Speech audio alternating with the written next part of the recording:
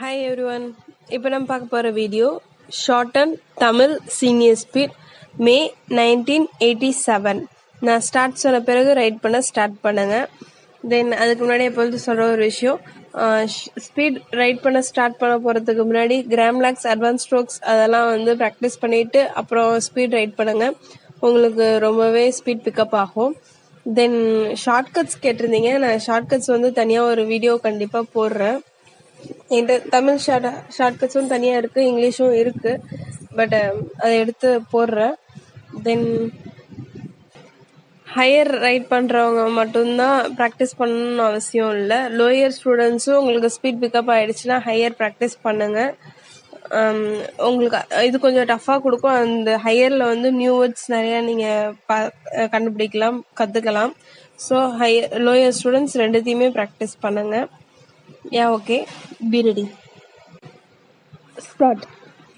தலைவர் அவர்களே, உணவு நிலைமை குறித்த கொள்கை விளக்க குறிப்பின் மீது ஒரு சில வார்த்தைகள் கூற விரும்புகிறேன். பொதுவாக கடந்த சில ஆண்டுகளாக தமிழகத்தில் மழை அதிகமாக பெய்வதால் வெள்ளமோ மழை இன்மையால் வறட்சியோ ஏற்படுகிறது. அதன் விளைவுகளை பொதுமக்கள் கோடை மாதங்களில்தான் சந்திக்கிறார்கள். அத்தியாவசிய பண்டங்களின் விலைகள் ஏறக்கூடிய சூழ்நிலை இந்த மாதங்களில்தான் உருவாகிறது.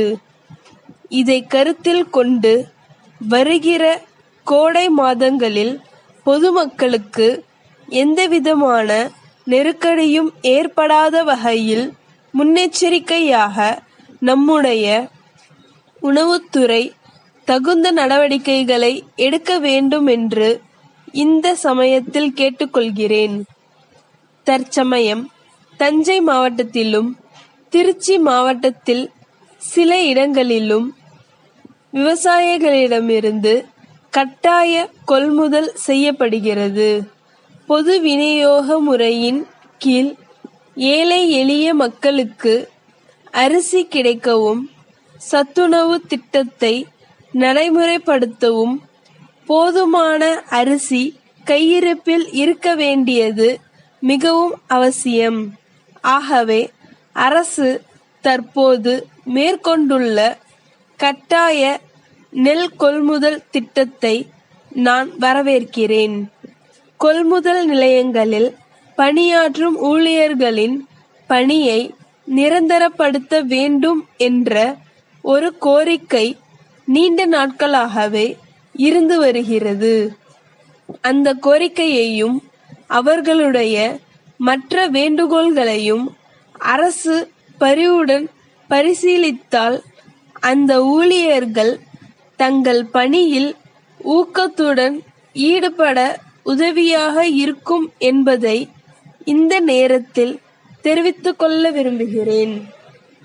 நமது மாநிலத்தை பொறுத்தவரையில் அரிசிக்கு அடுத்தபடியாக பருப்பு முக்கிய உணவு பொருளாதார இருக்கிறது. பருப்பு இல்லாமல் கல்யாணமா என்று ஒரு பழமொழி தமிழ்நாட்டில் வழங்கி வருகிறது.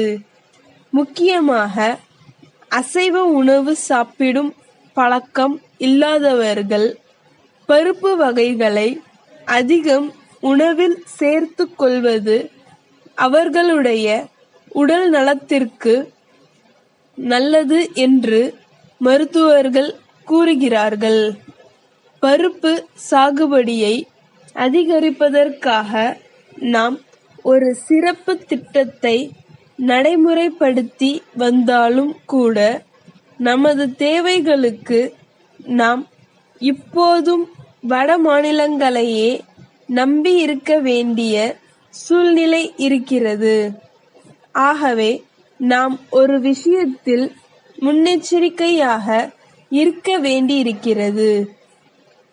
துவரம் பருப்புடன் அதை போலவே தோற்றம் அளிக்கிற ஆனால் தீராத வியாதிகளுக்கு காரணமாக இருக்கிற வேறு ஒரு பருப்பு வகை கலப்படம் செய்யப்படுகிறது.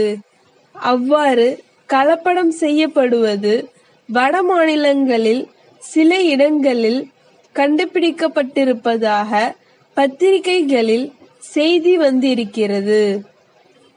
இதை மனதில் கொண்டு உணவுப் பொருள்களில், குறிப்பாக பருப்பு வகைகளில் கலப்படம் நடைபெறாமல் கண்காணிக்க அரசு எல்லாவிதமான நடவடிக்கைகளையும் எடுத்துக்கொள்ள வேண்டும் என்று கேட்டுக்கொள்கிறேன். அடுத்து, உணவகங்களில் வழங்கப்படும் உணவுப் பொருள்களின் விலை நாளுக்கு நாள் உயர்ந்து கொண்டே போகிறது. விலை குறைக்கப்பட்டால் தரமும் அளவும் குறைந்து விடுகிறது. இதற்கு நடவடிக்கை எடுக்க வேண்டும் என்று கேட்டுக்கொள்கிறேன். சென்னை அண்ணா நகரில் உள்ள தேவி அழகு நிலையத்தின் மேலாளர், மதுரை அருள்நகர் மாதர் சங்க செயலருக்கு எழுதிய கடிதம். அன்புடையீர், தங்கள் கடிதம் கிடைக்கப் பெற்றோம்.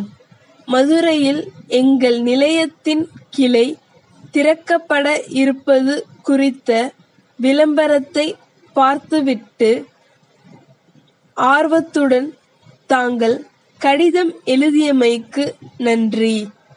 தங்கள் கடிதத்தில் கேட்டுள்ள விவரங்களை அளிப்பதில் மகிழ்ச்சி அடைகிறோம்.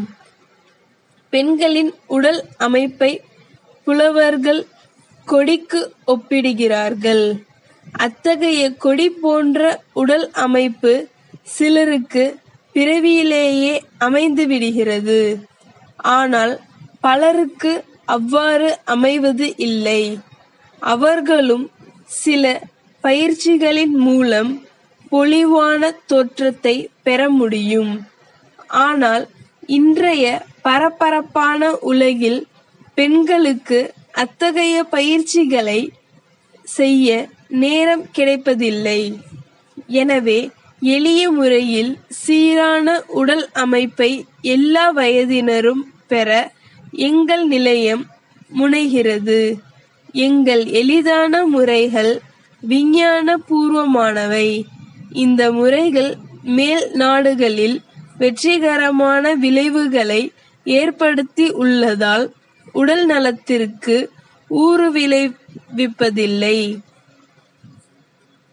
நீராவி குளியல் வசதி, சிகை அலங்கார நிலையம் மற்றும் ஒப்பனை செய்யும் பணியும் உண்டு. தங்கள் நம்பிக்கையுள்ள ஸ்டாப்.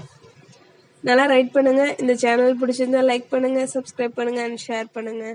தேங்க்யூ.